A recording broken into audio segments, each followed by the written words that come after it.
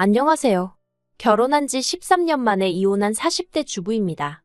어디다 이야기라도 해야 제 속이 풀릴 것 같아 이렇게 펜을 들었어요. 글재주가 있는 편은 아니다 보니 이야기가 두서가 없을 수도 있겠지만 그래도 한번 해보려고요. 남편하고는 서로 장사하다가 알게 된 사이예요. 저는 당시 시장에서 분식집을 했고 남편은 신발 가게를 했어요. 6살의 나이 차이에도 불구하고 금세 가까워질 수 있었던 건 남편이 저희 친정오빠랑 동갑이었거든요. 그래서 저도 모르게 장사하는 동안 의지를 많이 했던 것 같아요. 그리고 남편은 남편대로 그런 저를 귀엽게 봤던 것 같고요. 그래서 사귀자 어쩌자 말은 정확히 오가지 않았지만 점점 연인 사이처럼 발전이 되어가지고 그렇게 알고 지낸 지 4년 만에 부부의 연을 맺게 되었습니다. 그리고 이때까지만 하더라도 양가에서도 흔쾌히 허락한 결혼이었기에 모든 게 무르르듯 자연스럽게 흘러갔네요. 그런데 결혼한 지 1년 만에 제가 임신을 했고 남편과 상의 끝에 제가 하던 분식집을 닫게 되었습니다. 제가 입덧이 너무 심하기도 했고 그렇다고 아르바이트생을 쓰자니 그건 그거대로 상황이 여의치가 않았거든요. 그리고 이후로 한 3년 동안은 전업주부로 살았는데 솔직히 마음이 편하진 않았습니다. 갑자기 전업주부가 되면서 남편이 주는 생활비로 살게 되었는데 막상 남편이 벌어오는 돈을 보니까 제 생각만큼 잘 되는 건 아니더라고요. 남편 장사하는 스타일이 앞에서 남기고 뒤에서 밑지는 식이라는 걸 결혼하고 나서야 알았어요. 아무튼 그래서 어쩔 수 없이 남편이 주는 생활비가 너무 적을 때는 친정어머니한테 손을 벌리기도 했었네요. 물론 저라고 처음부터 철딱서니 없이 바로 친정어머니한테 도와달라 했던 건 절대 아닙니다. 당연히 처음엔 남편에게 더 달라고 했었죠. 하지만 돌아오는 대답은 장사가 안 돼서 없다고 하거나 마치 제가 돈을 헤프게 써서 부족한 것 아니냐는 식이었으니 솔직히 나중에는 치사하고 더러워서 말도 꺼내기 싫더라고요. 그리고 그 무렵 온라인 쇼핑몰들이 우후죽순 생겨나면서 시장에서 신발 사시는 사람들이 현저히 줄어든 것도 문제였습니다. 그래서 제가 한 번은 남편더러 이참에 우리도 신발 가게를 접고 다른 장사를 해보는 게 어떻겠냐고 말을 꺼냈었는데 대번에 저더러 집에만 있으면서 뭘 한다고 까부냐는 식인 거예요. 솔직히 생각해보면 저도 남편이랑 결혼해서 애 낳고 살기 전에는 6년이나 장사를 하던 사람이었는데 말이에요. 아무튼 이후로 저도 애 키우고 살림하느라 정신이 없다 보니 남편이 고집까지 피우는 마당에 그걸로 실랑이 할 여력이 없었습니다. 그리고 이래저래 시간은 훌쩍 흘러 애가 어린이집에 다니기 시작했는데 거기서 여러 엄마들을 보고 있으니까 남편 하나만 바라보고 살다간 우리 애 해줄 것도 못 해주고 정말 큰일 나겠구나 싶더라고요.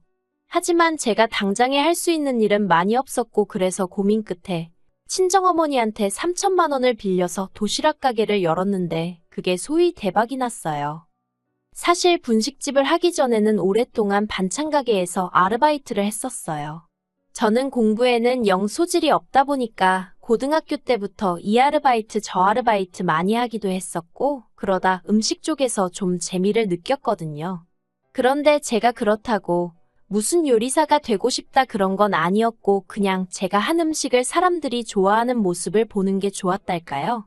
그리고 솔직히 당시에는 제가 나이가 워낙 어렸다 보니까 식당에서 아르바이트를 하더라도 기껏해야 테이블이나 치우고 설거지나 하게 되지 제가 음식을 만들 기회는 전무했어요. 그런데 반찬 가게는 달랐습니다. 매일매일 거의 똑같은 메뉴이긴 했어도 제가 다 하는 건 아니었어도 주인 할머니랑 이모님들한테 배워가면서 직접 한다는 의미가 있었거든요. 지금 생각해보면 기껏해야 끓이고 버무리는 수준이었긴 하지만요. 그래도 그때 배운 게 밑거름이 되어서 도시락 가게 운영을 잘할 수 있었던 것 같아요. 남편은 제가 돈을 벌기 시작한 이후로 이제 너도 버니까 생활비는 반반씩 부담하자고 나왔습니다. 생활비뿐만 아니라 애 키우는데 들어가는 돈도 반반씩 내자고요.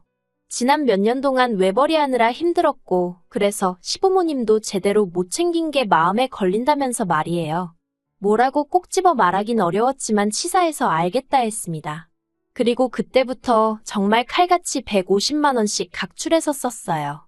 양가 부모님께 들어가는 돈이나 경조사 비용도 네 지인이냐 내 지인이냐 따져가면서 했고 그렇게 따지기 애매한 사람이면 딱 절반씩 부담했지요.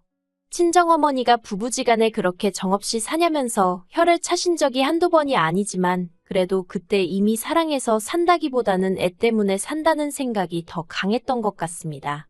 그렇다고 이혼을 하기엔 왠지 엄두가 안 났고요. 그리고 한편으론 좋게 생각하는 성격 때문인지 차라리 이게 낫다 싶었던 적도 있어요.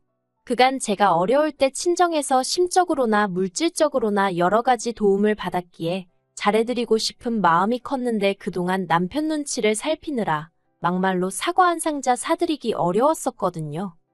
그리고 제가 한창 돈 버는 재미에 빠져있던 무렵 친정아버지께서 돌아가셨습니다. 워낙에 건강하셨기에 그렇게 허무하게 돌아가실지 몰랐는데 심장마비였어요. 친정아버지 코골이가 심해서 친정어머니랑 방을 따로 쓰고 계셨는데 그런 와중에 돌아가신 거지요. 친정어머니가 당신 탓이라며 얼마나 자책을 하시던지. 저나 친정오빠가 그렇게 생각지 마시라고 몇 번이나 말씀드려도 소용이 없었어요. 게다가 두 분이 사이가 좋으셨던 탓인지 친정어머니는 친정아버지의 장례가 끝난 이후에도 집에 들어가시기를 몹시 힘들어하시대요. 그래서 친정오빠가 2달 정도 모시고 살았는데 언니도 친정어머니도 서로 힘들고 불편해하더라고요. 그래서 친정어머니와 상의 끝에 살고 계시던 집을 정리하고 실버타운으로 가시게 되었습니다. 실버타운에 들어가는 보증금 4억은 아파트를 매매하고 나온 돈으로 됐고 훗날 친정어머니가 돌아가시면 그 보증금은 제가 받기로 했습니다. 생활비는 친정오빠랑 저랑 반반씩 부담하기로 했고요. 사실 어떻게 이야기를 해야 할까 싶었는데 친정오빠가 먼저 이런 건 확실히 해두는 게 좋다며 자기가 나서서 정리를 해줬어요. 그리고 여담이지만 친정오빠는 장가갈 때 친정어머니가 따로 집을 해주신 반면 제가 결혼할 때는 친정 형편이 여의치가 않아서 친정오빠만큼은 받지 못했거든요. 그래서 친정오빠가 저에게 늘 미안한 마음을 갖고 있었다는데 전 정말 몰랐답니다. 외에도 친정오빠와 많은 이야기를 주고받았지만 남편한테 따로 이야기를 하지는 않았어요. 친정아버지가 돌아가시고 얼마 지나지 않았을 때 제가 남편더러 친정어머니가 힘들어하셔서 어떻게 할지 고민이라고 이야기를 꺼냈는데 기껏 한다는 소리가 알아서 잘해 한마디였으니까요. 관심이라곤 정말 눈꼽만큼도 없는 사람한테 제가 뭐 한다고 시시콜콜한 이야기를 하고 싶었겠어요. 그래서 그냥 실버타운으로 모셨다고만 말하고 말았지요. 그리고 이후로도 남편은 말이라도 장모님 뵈러 한번 가보자 한 적이 없습니다. 저도 그런 남편한테 같이 가자고 한 적도 없고요. 한편 저희 시어머니는 신우와 함께 살고 계세요. 신우는 남편보다 4살이 많고 고등학교에 다니는 애도 있습니다. 남이 집 일이라 이러쿵저러쿵 말하기는 그렇지만 월세 전세 반전세를 전전하다가 시아버지가 돌아가신 이후로 혼자 되신 시어머니가 적적할까봐 걱정이네 어쩌네 하더니 은근슬쩍 들어가서 살더라고요. 그리고 대신이라고 해야 할지 이후로 생활비는 신우네가 낸다대요. 그런데 사실 어디 살든 새 식구가 살려면 생활비는 드니까 제가 보기에는 신우가 자기들이 시어머니 생활비를 댄다고 표현하는 건 좀 웃긴 것 같거든요. 월세를 내는 것도 아니니까요. 게다가 신우는 누가 물어보면 꼭 자기가 친정엄마를 모시고 산다는 식으로 이야기를 하는데 그것도 속사정을 다 아는 저 같은 사람이 들으면 웃을 일이지요. 아무튼 그런 상황이었는데 하루는 신우가 저랑 저희 남편이랑 있는 자리에서 저희 친정어머니가 계신 실버타운은 어떻냐며 이것저것 물어보더라고요. 남편이야 뭐 아는 게 하나도 없으니 저만 보고 있고 그래서 제가 아는 선에서 가감없이 이야기를 해줬습니다. 보증금이 얼마고 시설은 어떻고 그랬더니 아마 자기가 생각했던 거랑은 많이 차이가 있었나 봐요. 그렇게 비싼 곳에 계시냐면서 한숨을 푹푹 내쉬더니 일단 알겠다 하더라고요. 그리고 저는 그렇게 그 주제로는 이야기가 끝났다고 생각했어요. 그런데 그런 대화가 오가고 얼마 후 신우가 또 만나자며 연락을 해왔습니다. 시어머니한테 실버타운 이야기를 꺼냈더니 좋아하시더라면서 한번 방법을 찾아보자대요. 인터넷 찾아봐도 되고 한번 가보면 좋을 건데 왜 나한테 그러나 싶었지만 일단은 알겠다 했습니다. 정말이지 이때만 해도 그저 저한테 뭐 더 물어보고 싶은 게 있어서 그런가 보다 했지 그런 이야기를 꺼내줄은 생각도 못했다니까요. 신우가 말문을 열기를 자기는 시어머니를 실버타운에 보내드리고 싶답니다. 그래서 제가 그러냐고, 그러면 지금 사시는 집을 파셔야 하는 거 아니냐고 조심스레 물었어요. 왜냐면 어쨌든 저도 그 집안 며느리로 산지 10년이 넘었으니 시어머니 재산이 얼마나 될지 대충은 알고 있었으니까요. 그런데 재산이랄 게 시아버지랑 사시던 그 집 말고는 아예 없으세요. 땅이고 뭐고 그런 것도 없으시고 연금도 받으시는 노령연금인가 그게 전부라고 들었거든요. 그래서 집을 파셔야 하겠다 하니 신우가 대번에 얼굴색을 바꾸면서 그런 건 자기가 알아서 할 거랍니다. 그러니 저도 뭐 딱히 할 말이 없어서 그러냐 했지요. 하지만 속으로는 집을 안 팔고 무슨 돈으로 실버타운에 보내드리고 싶다는 건가 싶대요. 그리고 그때 신우가 전혀 예상치 못한 소리를 하더라고요. 자기가 알아본 실버타운 보증금이 5억인가 그렇다며 그걸 저희 부부더러 반 정도 보태달라는 겁니다. 어이가 없어서 집을 팔아서 보증금을 하셔야지 갑자기 그걸 왜 저희한테 보태달라고 하시냐고 그건 어렵다고 딱 잘라서 이야기를 했어요. 그랬더니 저더러 친정어머니는 몇 년째 실버타운에 모시고 있으면서 어떻게 그런 식으로 이야기를 하냐대요. 그래서 제가 이 사람한테 못 들으셨냐고 친정어머니 실버타운에 들어가는 비용은 전부 다 제 주머니에서 나왔지.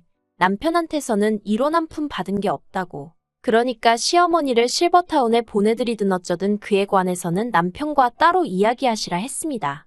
저랑은 상관없는 이야기라고요. 그러자 신우가 남편더러 너는 입이 없냐 왜 말이 없냐 진짜냐 따발총처럼 쏘아대기 시작했고 남편은 남편대로 저를 쳐다보면서 너는 무슨 말을 그렇게 하냐고 정색을 하는 거예요. 그래서 남편더러 내가 없는 소리 한 것도 아닌데 뭘 화를 내느냐고 할 이야기 더 있으면 언니랑 나가서 하고 오라 했습니다. 그랬더니 두 남매가 저를 어이없다는 듯 쳐다보길래 저도 왜요? 한마디 하고는 안방으로 들어가서 문 닫고 음악 틀고 있었네요.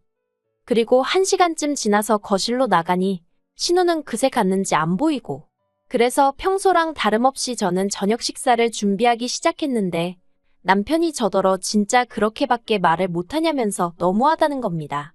내가 뭐가 너무하냐니까. 솔직히 제 가게 장사 잘 되는 것도 자기가 뻔히 아는데 그렇다고 제가 시어머니 용돈을 한번 제대로 챙겨드린 적이 있냐? 여행을 보내드려 본 적이 있냐?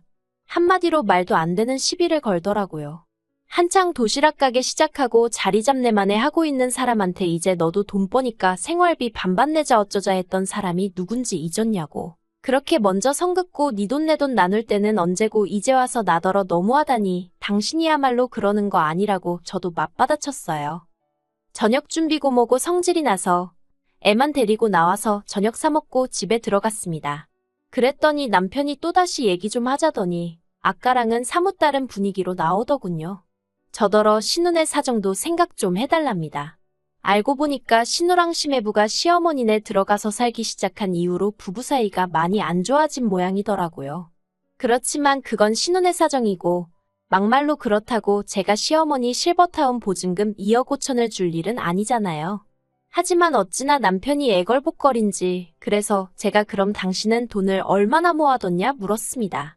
솔직히 말해서 남편이 하다못해 한 1억 5천은 있다고 하면 그래 실버타운 보증금이야 시어머니 돌아가시면 돌려받는 거니까 하고 제가 얼마라도 보탠다는 심정으로 해줄까도 싶었거든요. 미운하고 오나 남편 어머니고 제 자식 할머니니까요. 그런데 남편이 자기가 모아둔 돈이 어딨냐입니다.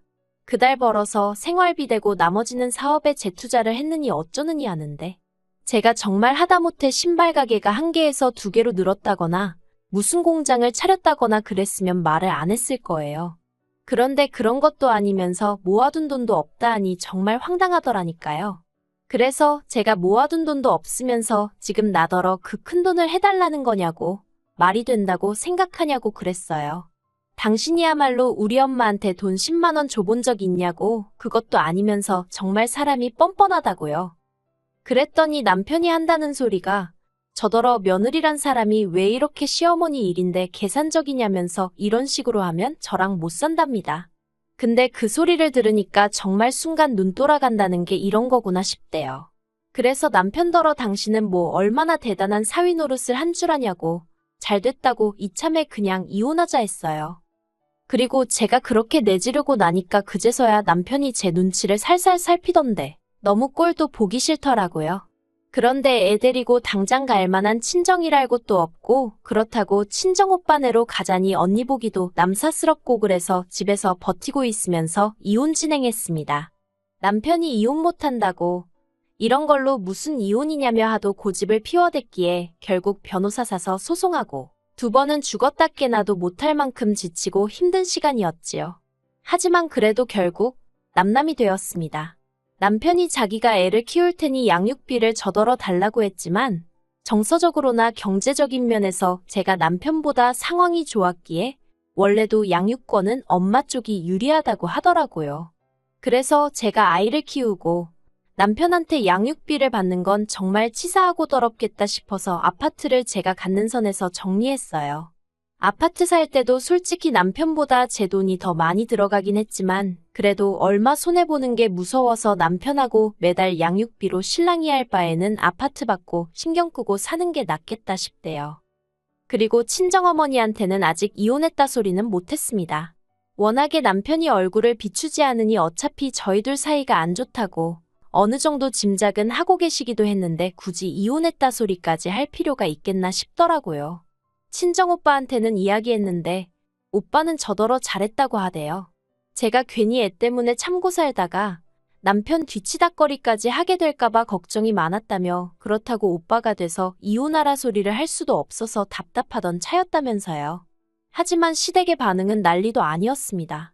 시어머니는 당신이 언제 실버타운에 가겠다고 했냐며 신우한테 괘씸하다고 크게 혼을 내신 모양이더라고요. 그리고 신우도 자기가 생각이 짧았다며 저더러 마음 풀고 자기 남동생 한 번만 봐주라며. 하지만 이상하게도 그런 시댁 식구들의 모습을 볼수록 남편에 대한 마음이 정리가 되는 기분이었어요. 아, 저기에 다시 발을 담글 순 없다. 그런 생각이었달까요? 그래서 지금은 애랑 둘이 사는데 애가 철이 든 건지 제 앞에서 웬만하면 아빠 보고 싶네 그런 소리를 안 해요. 괜히 저랑 남편 때문에 애가 일찍 철이 든 것 같아서 미안하기도 하고 마음이 좋지 않습니다. 그래도 언젠간 애도 이해해 주겠지요. 저는 앞으로도 계속 성실하게 제 일 열심히 하면서 좋은 엄마이자 좋은 딸로 살게요.